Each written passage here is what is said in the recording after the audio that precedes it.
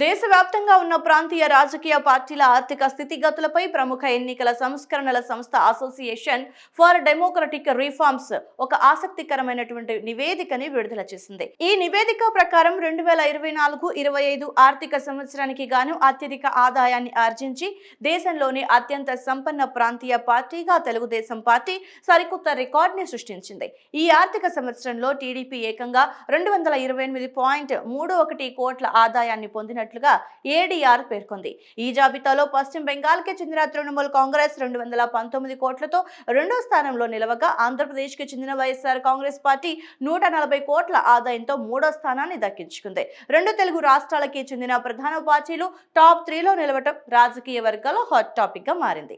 ఆదాయం పరంగా టీడీపీ ప్రథమ స్థానంలో నిలిస్తే, ఎన్నికల ప్రచారం, పార్టీ నిర్వహణ వంటి ఖర్చుల పరంగా మాత్రం వైసీపీ దేశంలోనే అగ్రస్థానంలో నిలిచింది. 2024-25 ఆర్థిక సంవత్సరంలో వైసీపీ ఏకంగా 340.20 కోట్లు ఖర్చు చేసి మొదటి స్థానంలో నిలవగా, ఒడిశాకి చెందిన బీజేడీ, బెంగాల్ కి చెందిన టీఎంసీ 2-3 స్థానాల్లో నిలిచాయి.